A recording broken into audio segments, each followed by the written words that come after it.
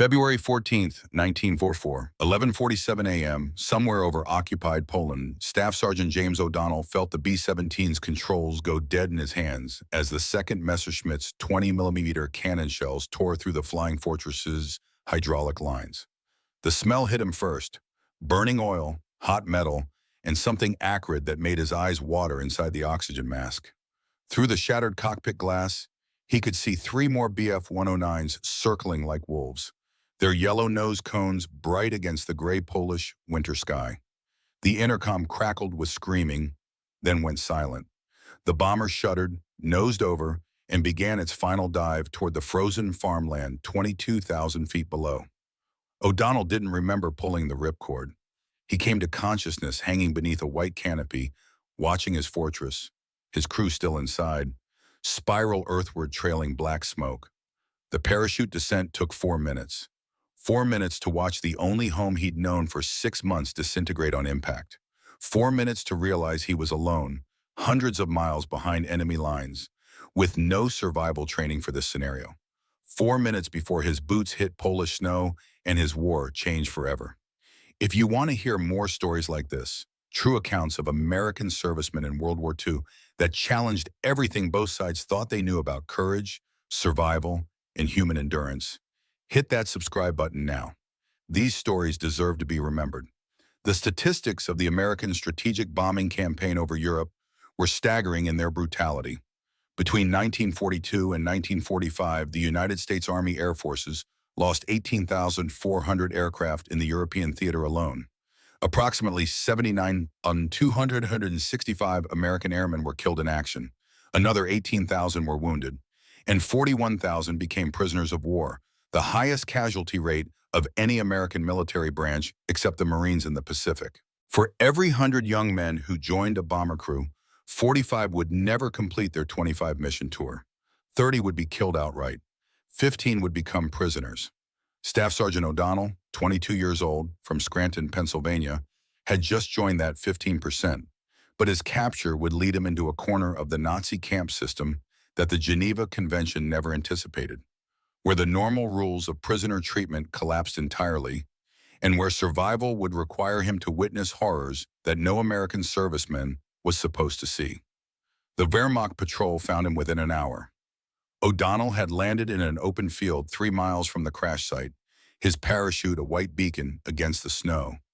He'd managed to bury the chute and start moving east, away from Germany, toward what he hoped was Soviet-controlled territory, when the German voices called out behind him. He ran. They fired warning shots. He stopped, raised his hands, and prepared himself for what the survival briefings had told him would come next: interrogation, a POW camp, and eventually, if he was lucky, repatriation when the war ended. The German soldiers were professionals. Here infantry, not SS. They searched him efficiently, removed his dog tags, checked for concealed weapons. A young Feldwebel who spoke broken English asked his rank, his unit, his target. O'Donnell gave them nothing but name, rank, and serial number, exactly as trained. The Germans didn't push it. They'd captured hundreds of Allied airmen by this point in the war. They knew the routine. "You are prisoner now," the Feldwebel said, not unkindly. "War is over for you. You will go to camp. You will be safe." O'Donnell believed him. Why wouldn't he? He knew about the Luftwaffe-run POW camps, the Stalag Lufts, where captured Allied airmen were held under relatively civilized conditions. Food was scarce, conditions were hard, but the Germans respected the Geneva Convention for Air Force prisoners. Fighter pilots were warriors who fought in the sky. They shared a mutual respect that transcended national boundaries. O'Donnell had heard stories of German fighter aces visiting Allied POW camps, swapping flying stories with their captives. He'd heard about Red Cross packages, organized sports leagues, prisoners performing theater productions. It sounded almost tolerable. The first sign that something was wrong came at the railway station in Krakow. O'Donnell and 6 other captured airmen, 3 Americans, 2 British, 1 Canadian, were loaded into a passenger car under guard. Not a cattle car, a passenger car. That seemed promising. But as the train rolled south through the industrial wasteland of Upper Silesia, O'Donnell noticed the guards becoming tense. They spoke in rapid German, gesturing toward papers they kept consulting. One guard, an older Obergefreiter with Iron Cross ribbons, kept shaking his head and muttering, "Das ist falsch. Das ist falsch." That is wrong. Where are we going? The Canadian pilot asked in German. He was a college graduate who'd studied in Berlin before the war. The Obergefreiter looked at him with something that might have been pity. "Stammlager, prison camp. You will be processed there." But they weren't going to a Stammlager. The train continued past the junction where it should have turned toward the Stalag Luft facilities near Sagan. Instead, it rolled deeper into Poland toward a region where the winter sky turned perpetually gray with industrial smoke. Through the window, O'Donnell could see factory complexes, chemical plants, and mining operations stretching to the horizon. The air itself seemed heavier here, tainted with smells he couldn't identify. The train stopped at a platform marked with a sign that would mean nothing to O'Donnell until much later. Auschwitz, the German name for the Polish town of Auschwitz. The administrative error that sent 7 Allied airmen to Auschwitz instead of a proper POW camp would later be investigated by both American and British military intelligence. What they discovered was a bureaucratic nightmare typical of the Nazi system in its final chaotic year. The Luftwaffe officer responsible for prisoner transfers had been killed in an air raid. His replacement, overwhelmed and undertrained, had confused similar-sounding camp designations on transfer orders. The destination should have been Stalag Luft VII-A near Moosburg. Instead, the orders read Konzentrationslager Auschwitz III-Monowitz, a slave labor camp attached to the massive IG Farben synthetic fuel and rubber complex. Monowitz, also called Auschwitz III or Buna, was technically a labor camp, not an extermination center. It held approximately 12,000 prisoners, mostly Jews and Soviet POWs, who were worked to death manufacturing synthetic rubber and fuel for the German war machine. Life expectancy for prisoners sent to Monowitz averaged 3 to 4 months. The work was brutal, the rations were starvation level, and prisoners who could no longer work were sent back to Auschwitz-Birkenau for special treatment. Nazi euphemism for murder in the gas chambers. When O'Donnell and his fellow airmen stepped off the train into the bitter February cold, they entered a world that the Geneva Convention had never imagined. The guards who received them were not Wehrmacht but SS, Totenkopfverbände Death's Head units, who administered the concentration camp system. These men had no understanding of prisoner of war protocols, no respect for international law, no concept of treating captured soldiers humanely. The processing was immediate and brutal. The 7 airmen were stripped of their uniforms, shaved completely, deloused with chemical sprays that burned their skin, and issued the striped prisoner uniforms. Their dog tags were confiscated. Their names were replaced with numbers tattooed on their forearms. The British pilot, squadron leader Jeffrey Hammond, protested in fluent German that they were prisoners of war entitled to Geneva Convention protections. The SS Unterscharführer doing the processing laughed in his face. "You are not prisoners of war here. You are prisoners. Nothing more. You work or you die."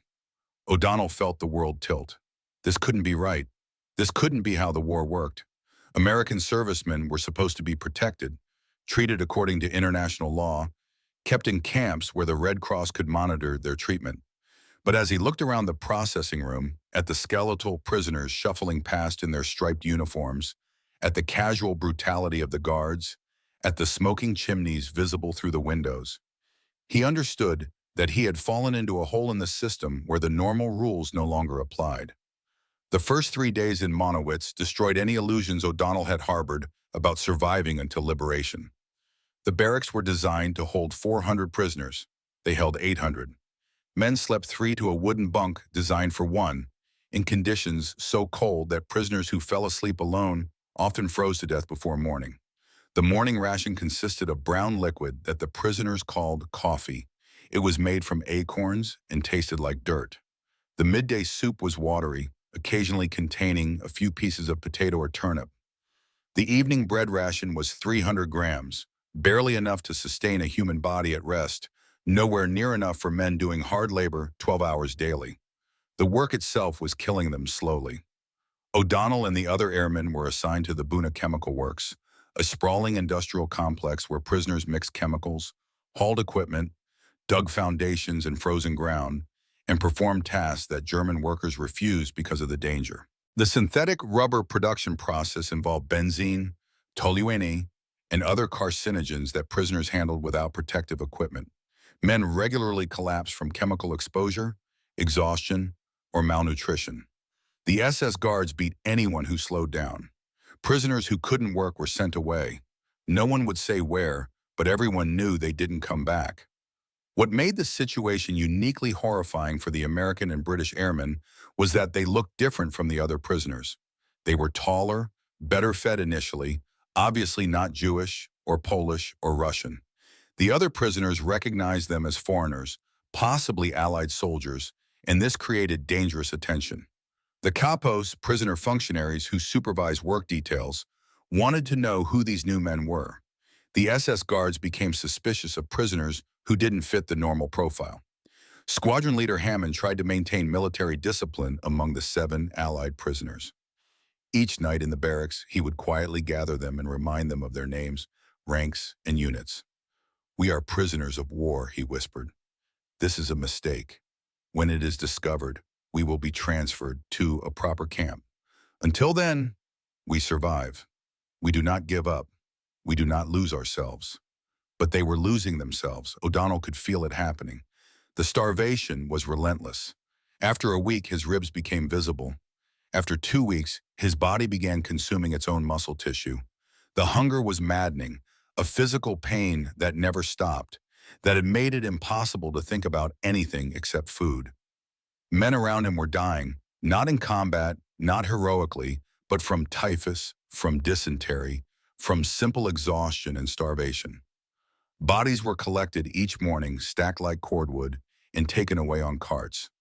On February 28, 1944, Squadron Leader Hammond died. Not dramatically, not violently. He simply stopped waking up. One morning, the 2 men sleeping beside him realized he was cold.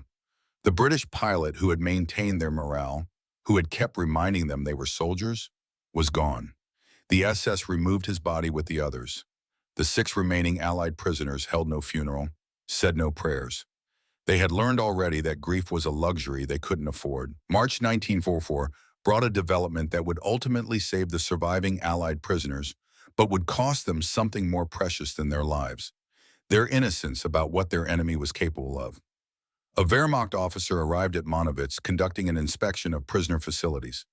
He was looking for something specific: non-Jewish prisoners who had been incorrectly classified and sent to concentration camps instead of appropriate facilities.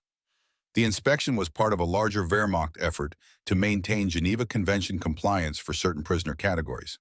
The German military, while complicit in countless atrocities, still maintained some distinction between concentration camp inmates, considered racial or political enemies, and prisoners of war, who were supposed to be soldiers accorded certain protections. When the Wehrmacht officer discovered 5 Americans and 1 British airman being held at Monowitz, he was reportedly furious. These were Luftwaffe prisoners, supposed to be held in Luftwaffe facilities, entitled to Red Cross supervision and Geneva protections. Their presence in a concentration camp was not just incorrect, it was diplomatically dangerous. If the Allies discovered that airmen were being held in camps where Soviet POWs and Jews were being worked to death, it could justify Allied reprisals against German POWs. The bureaucratic wheels began turning. The transfer orders were corrected. The 6 surviving Allied airmen were scheduled to be moved to Stalag Luft VII-A within a week. O'Donnell should have felt relief. Instead, he felt something more complicated. He was leaving. The tens of thousands of other prisoners, the Jews, the Poles, the Russians, the political prisoners, were staying. They would continue to starve, to be worked to death, to die from disease and brutality. And O'Donnell was being rescued not because of any principle of human dignity, but because he happened to hold the right national passport in military rank. During his final week at Monowitz, O'Donnell witnessed something that would haunt him for the remaining 50 years of his life. A work detail of prisoners was marched past the barracks where the Allied airmen were being held in administrative limbo. These prisoners were skeletal, barely able to walk, wearing striped uniforms that hung on their wasted frames. They were Jews who had been selected from the main camp at Auschwitz-Birkenau for labor at Monowitz. selected because they were still strong enough to work, which meant they were the healthy ones. One of the prisoners in that work detail looked directly at O'Donnell. The man's eyes held no hope, no expectation of rescue, just a kind of terrible knowledge. That look asked O'Donnell a question he would spend the rest of his life trying to answer. Now that you know this is happening, what will you do about it? On March 15, 1944, Staff Sergeant James O'Donnell and 5 other Allied airmen were transferred from Auschwitz III-Monowitz to Stalag Luft VII-A near Moosburg, Bavaria. The contrast was immediate and shocking. The POW camp had wooden barracks with actual bunks, a functioning latrine system, regular Red Cross deliveries, organized recreation, and guards who treated prisoners according to military protocol. The food was still scarce. Germany was under blockade, but it was food, actual food, prepared and distributed according to Geneva Convention requirements. O'Donnell gained back 30 pounds in 2 months. His body recovered. His mind never would. The liberation of Stalag Luft VII-A came on April 29, 1945, when elements of Patton's Third Army crashed through the camp gates. O'Donnell was freed by American soldiers who treated him like a hero, who fed him chocolate and cigarettes, who wanted to hear stories about his combat missions and his time as a POW. He told them about being shot down, about the long months in the camp, about the boredom and the hunger. He didn't tell them about Monowitz. He didn't know how. During his debriefing with Army intelligence, O'Donnell was asked standard questions about his capture and imprisonment. Had he been tortured? No. Had he been forced to provide military intelligence? No. Had he been held in conditions consistent with Geneva Convention requirements? For most of his captivity, yes. The intelligence officer noted that O'Donnell seemed unusually quiet, possibly suffering from standard POW psychological adjustment issues. The report recommended rest, food, and return to the United States for family reunion and recovery. O'Donnell didn't mention Monowitz. He told himself it was because the administrative error that sent him there would complicate his paperwork, might delay his return home. He told himself he didn't have the words to explain what he'd seen. He told himself that nobody would believe him anyway, that the camps he'd witnessed were so far beyond normal human cruelty that describing them would make him sound insane. But the real reason he stayed silent was simpler and more painful. Guilt. He had been rescued. The others hadn't. He was going home to Pennsylvania, to his mother's cooking and his father's hardware store and his high school sweetheart who'd waited for him. The prisoners he'd left behind at Monowitz were still there, still starving, still dying, some were already dead. And O'Donnell had survived not through courage or cleverness or strength, but through bureaucratic accident, because his nationality and military status had value in a system that assigned human beings differential worth based on categories and paperwork. Staff Sergeant James O'Donnell returned to Scranton in June 1945 to a hero's welcome. There was a parade, a key to the city, a ceremony where the mayor shook his hand and thanked him for his service. Everyone wanted to hear his war stories. He told them about the B-17, about the bombing missions, about the day he was shot down. He told funny stories about POW camp life, about the creative ways prisoners had smuggled contraband, about the British officers who organized elaborate theatrical productions to maintain morale. He never mentioned Monowitz, not to the reporters, not to his family, not to his wife when he married in 1947, not to his children when they asked about the war years later. The experience lived inside him as a separate reality, a month of his life that didn't connect to anything before or after, that couldn't be integrated into his normal American existence. The silence was its own kind of torture. O'Donnell would be at dinner with his family, laughing about something mundane, and suddenly he would see the face of that Jewish prisoner who had looked at him during his final week at Monowitz. He would be at work in his father's hardware store, measuring nails, and he would smell the chemical stench of the Buna works. He would be making love to his wife, and he would feel the guilt of being alive, of having escaped, of having done nothing to help the thousands of others who hadn't. In 1961, Adolf Eichmann's trial in Jerusalem brought the Holocaust into American living rooms through television coverage. O'Donnell watched the testimony of survivors, heard the detailed documentation of the extermination process, learned the full scope of what the Nazis had done. And he realized that what he had witnessed at Monowitz was just a tiny fragment of a vast machine of murder that had killed 6 million Jews and millions of other victims. The camp where he'd spent 1 month was part of a complex where over 1.1 million people were murdered. He still didn't tell anyone. What could he add to the testimony of survivors who had endured years of that horror? He'd been there for a month, rescued because of an administrative error, saved by his American citizenship. He had no moral authority to speak about the Holocaust. His suffering, real as it felt, was nothing compared to what the actual victims had endured. The silence became a kind of second prison, invisible but just as confining as the barbed wire at Monowitz. In 1979, O'Donnell's eldest son, Robert, took a teaching position at a high school in Philadelphia. One of his courses was modern European history, and he assigned his students to interview veterans about their World War II experiences. Robert asked his father if he would speak to the class. O'Donnell agreed, as he had done several times before. He would tell them about the B-17, about the bombing campaign, about being a POW, the sanitized version, the version that made him a hero. But when O'Donnell stood in front of those 30 teenagers in April 1979, something broke. Maybe it was seeing their young faces, realizing they were the same age he'd been when he'd been sent to Monowitz. Maybe it was the accumulation of 35 years of silence. Maybe it was the knowledge that he was running out of time to tell the truth. He started talking about Monowitz. The words came out haltingly at first, then faster, then in a rush that he couldn't stop. He told them about the administrative error, about being sent to the wrong camp, about the starvation and the brutality and the casual murder. He told them about Squadron Leader Hammond dying in the bunk beside him. He told them about the chemical works where prisoners were worked to death manufacturing synthetic rubber. He told them about being rescued while tens of thousands of others were left behind. The classroom was completely silent. Robert O'Donnell, sitting in the back, was crying. He had never heard this story. His father had never mentioned this chapter of his war experience. When O'Donnell finished, one student, a Jewish girl whose grandmother was a Holocaust survivor, asked him the question he'd been asking himself for 35 years. Why didn't you tell anyone? Why didn't you testify at the war crimes trials? You were an American witness to what happened there. O'Donnell's answer was honest. I was ashamed. I survived because I was American. I was rescued because my life was considered valuable by the same system that considered their lives worthless. How do I testify to that?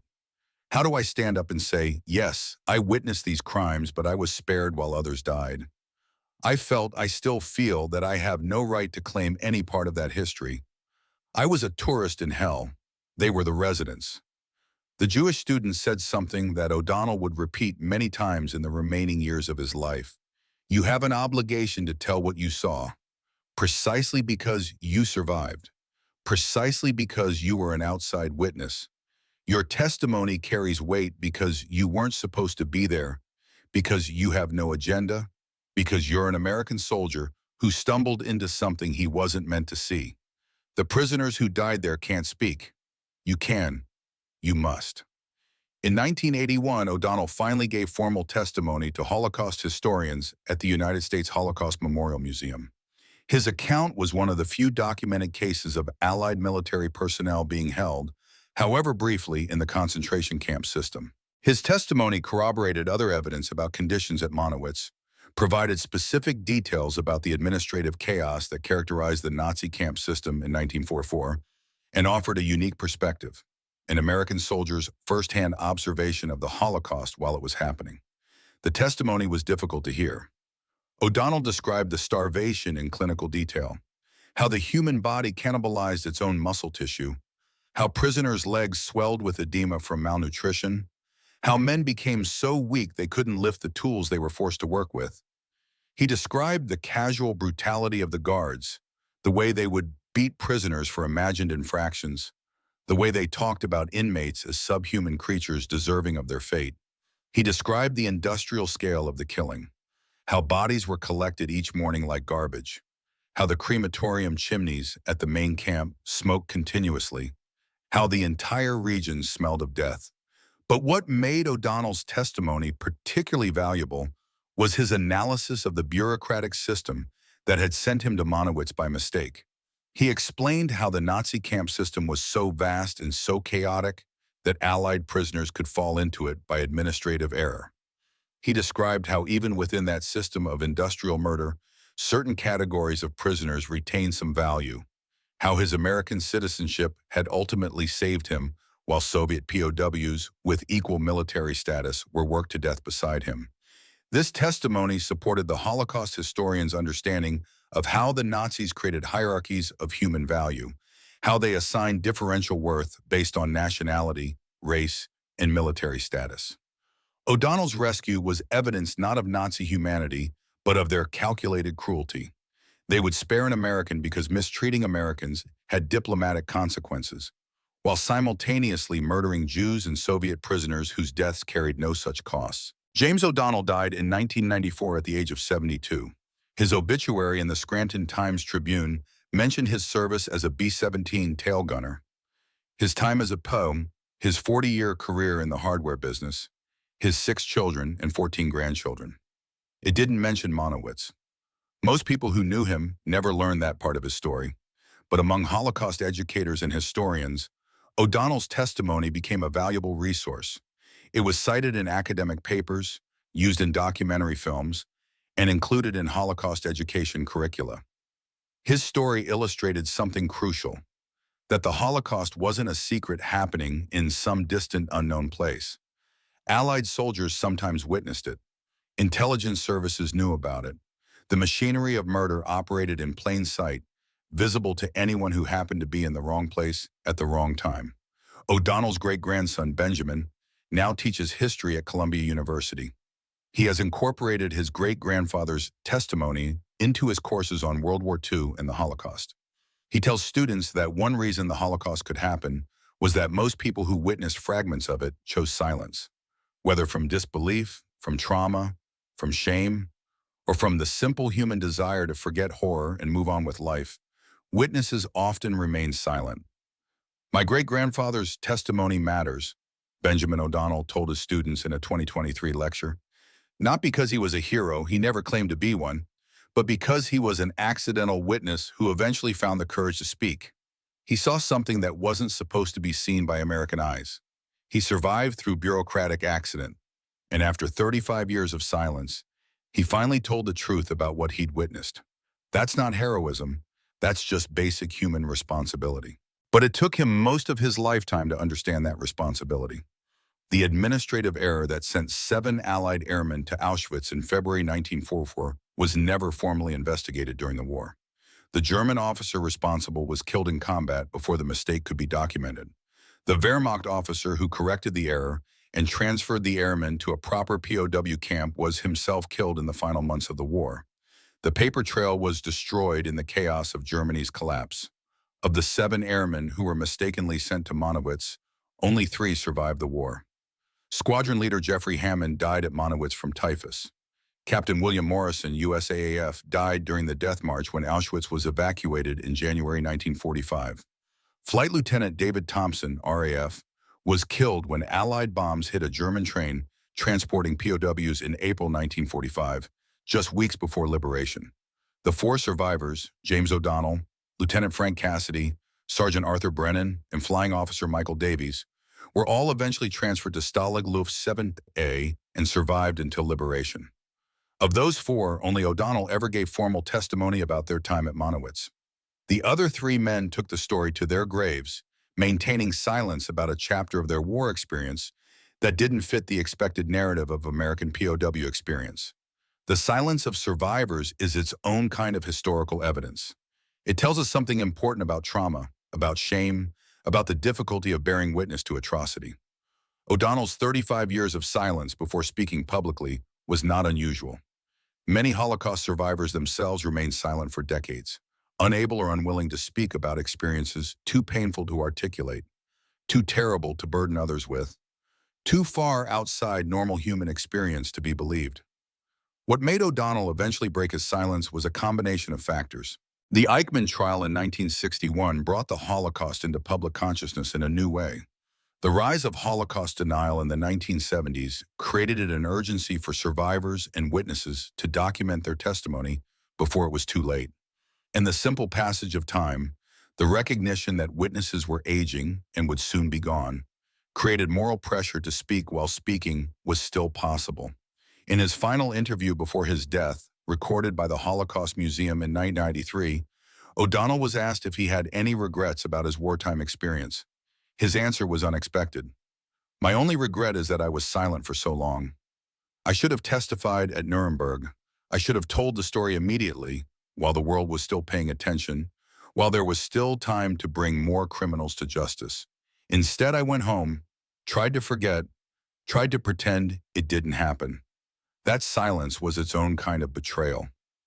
The interviewer asked him to clarify what he meant. O'Donnell's response became one of the most frequently quoted passages from the Holocaust Museum's oral history archives. "When you witness a crime and remain silent, you become complicit in that crime. Not legally maybe, but morally. I saw what the Nazis were doing. I saw how they starved people, worked them to death, treated human beings as disposable machinery. And when I was rescued, when I escaped that hell through sheer administrative accident, I chose silence. I chose my own comfort over my responsibility to bear witness. That silence allowed people to deny what happened, to minimize it, to claim that nobody knew, that it was all exaggerated propaganda. I could have stood up in 1945 and said, 'I was there. I'm an American soldier with no agenda except telling the truth. And I tell you that what you're hearing about the camps is real. I saw it.' But I didn't. I waited 35 years. That's my failure, and I'll carry it to my grave." The story of James O'Donnell is not a story of heroic escape or dramatic resistance. It's a quieter story, but perhaps a more important one. It's about an ordinary American soldier who witnessed extraordinary evil through bureaucratic accident. It's about the weight of that witnessing, the burden of knowledge, the cost of silence, and the difficult courage required to finally speak truth. O'Donnell never claimed to be a Holocaust survivor. He knew that title belonged to the Jewish prisoners, the political prisoners, the Roma, the homosexuals, the disabled people who were targeted for extermination simply for who they were. He was a visitor to that horror, an accidental observer who was rescued before he could be consumed by the machinery of death that killed over 1 million people at Auschwitz. But his testimony matters precisely because he was an outsider. He had no personal stake in the narrative beyond telling the truth. He was an American soldier whose account corroborated what survivors were saying, whose testimony could not be dismissed as exaggeration or bias. His voice added weight to the historical record in a unique way, not more important than survivors' voices, but complementary to them, providing external validation from someone who wasn't supposed to be there, who saw what he saw purely by chance. The Holocaust Museum in Washington, D.C. includes O'Donnell's testimony in its permanent exhibition. Visitors can listen to excerpts from his 1993 interview, hear him describe in his Pennsylvania accent what he witnessed at Monowitz in the winter of 1941. The museum chose to include his story not because it's typical, it isn't, but because it illustrates something crucial about the Holocaust, that it wasn't a secret, wasn't hidden, wasn't unknown. People saw. Witnesses existed. The question was never, did anyone know? The question was always, why did those who knew remain silent? In the end, James O'Donnell's story is about that silence and its eventual breaking, about the price of witnessing, the burden of survival, and the moral obligation to speak truth even when that truth is painful, even when speaking comes decades late, even when you believe you have no right to claim any part of the story you witnessed. He was an American airman who fell into hell by administrative error, who was rescued by bureaucratic privilege, who remained silent for 35 years out of shame and trauma, and who finally found the courage to testify. Not a hero, not a survivor in the true sense, just a witness who eventually understood that bearing witness, even imperfect and delayed witness, was the only honorable response to having seen what he saw. That testimony stands in the archives now, preserved for future generations, a reminder that the Holocaust happened in history, in real places, witnessed by real people who lived to tell about it, and a reminder that silence, however understandable, however human, is never the right choice when bearing witness to atrocity. The last words of O'Donnell's 1993 testimony have become something of a mantra for Holocaust educators. I saw what I saw. It happened. And anyone who tells you it didn't happen, anyone who tries to deny or minimize what the Nazis did, they're either liars or fools. I was there. Not for long, but long enough. Long enough to know that the worst thing human beings can do to each other isn't kill them. It's to strip them of their humanity first, to treat them as things rather than people, and then to kill them while the world looks away. I looked away for 35 years. I won't look away anymore. This is my testimony. This is what I saw, and I'll answer for my silence, but I won't add to it with more silence now. Those words, spoken by a 71-year-old hardware store owner from Pennsylvania 50 years after the events he described, carry a weight that military heroics never could. They're the words of a man who understood, too late but finally, that surviving isn't enough. That witnessing demands voice. That silence, however protective, however comfortable, is its own kind of death. James O'Donnell survived Auschwitz by 1 month and by bureaucratic accident. He survived the guilt for 50 years. And he survived into testimony, finally, when he realized that the dead he'd left behind in that place demanded his voice, however imperfect, however delayed. That was his escape. Not from the camp, the Wehrmacht accomplished that for him, but from the prison of silence that followed, the internal confinement that lasted longer than any barbed wire ever could. The weight of O'Donnell's testimony extended far beyond the walls of the Holocaust Museum. In '95, a year after his death, his daughter Margaret discovered a footlocker in her parents' attic that her father had kept locked for 50 years. Inside were items he'd never shown anyone: a tattered striped uniform jacket he'd somehow kept from Monowitz, a scrap of paper with numbers scratched on it, prisoner numbers he'd memorized, men whose names he never learned, and a journal he'd started writing in 1980 but never finished. The journal entries were fragmentary, painful to read. March 3, 1944. Prisoner number 174517 collapsed carrying cement bags. Guards shot him. I stood there, did nothing. Could do nothing. He was maybe 20 years old. Another entry. The soup today had a piece of potato. I took it. The man beside me, Hungarian Jew, spoke no English, watched me eat it. His eyes. I still see his eyes.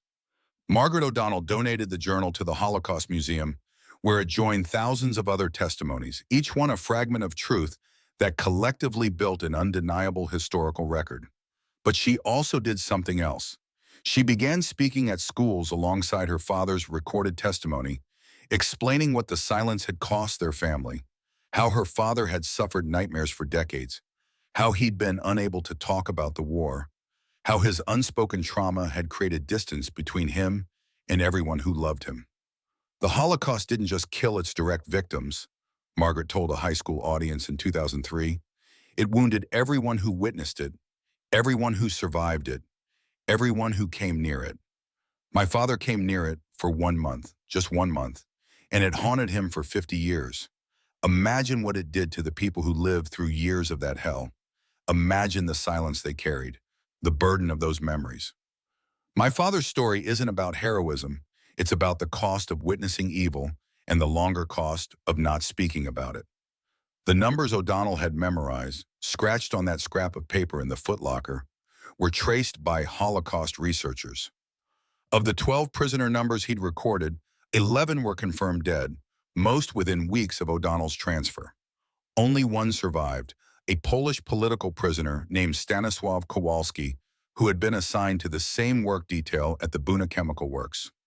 In '96, through the tireless work of Margaret O'Donnell and Holocaust researchers, Stanisław Kowalski, then 78 years old and living in Krakow, was contacted. Yes, he remembered the American and British prisoners who'd appeared briefly at Monowitz in early 1944.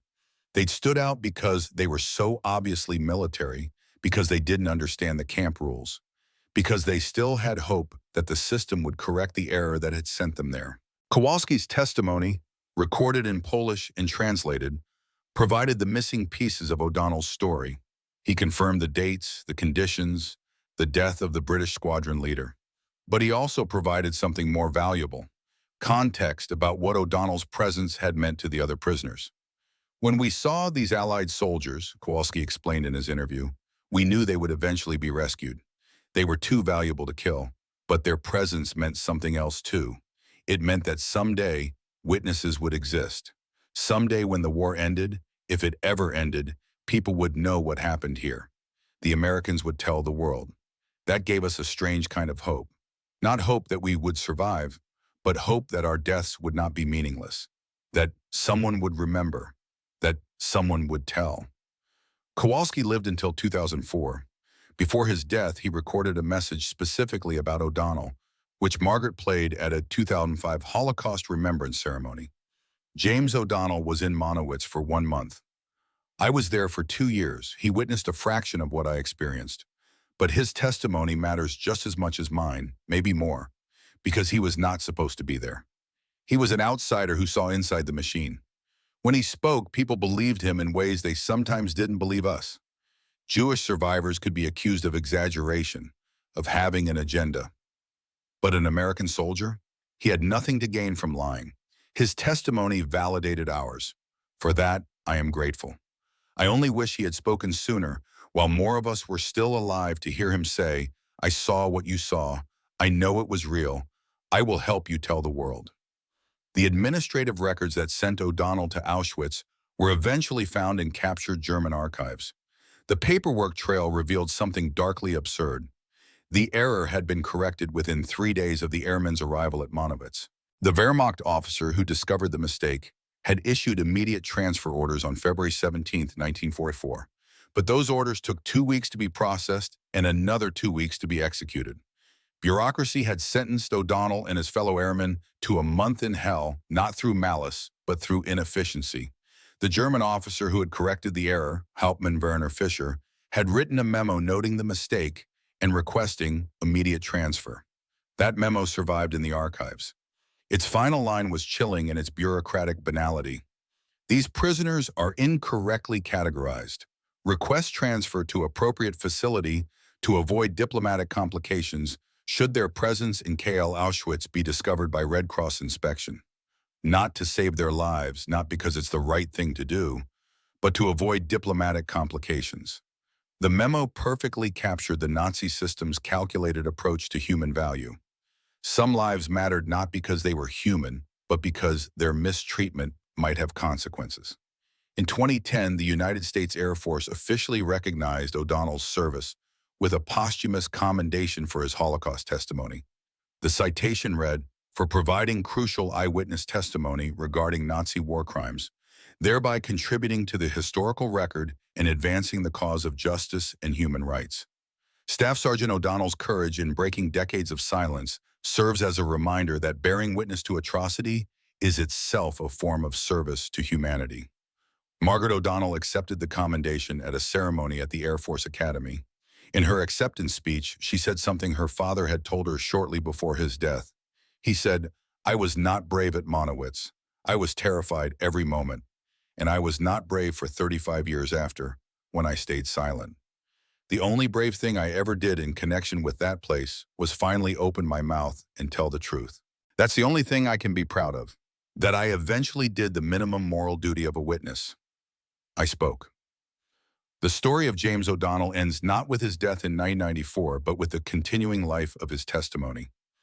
It is taught in Holocaust education programs, cited in historical research, used to train military personnel about the importance of bearing witness to war crimes. His recorded testimony has been viewed by over 100,000 students. His journal entries have been published in academic collections. His story has become part of the historical record, not as a hero's tale, but as a witness's testimony. And perhaps that's the most important lesson of his experience. Heroes are exceptional. Witnesses are ordinary people who saw something extraordinary and eventually found the courage to say, "I was there. This happened. I will not let silence erase it." In the end, O'Donnell's month at Auschwitz, his 50 years of silence, and his final decade of testimony tell us something essential about memory, truth, and responsibility. The Holocaust happened in history, witnessed by millions, perpetrators, victims, bystanders, and the rare accidental observer like O'Donnell who fell into the machinery by mistake. The question was never whether people knew. The question was always what those who knew chose to do with that knowledge. O'Donnell chose silence first, then speech. Both choices cost him. But only one served the dead, honored the truth, and fulfilled the obligation that comes with witnessing. His delayed testimony stands now as evidence, imperfect, painful but undeniable, that the worst chapter of human history was real, was witnessed, and must never be forgotten.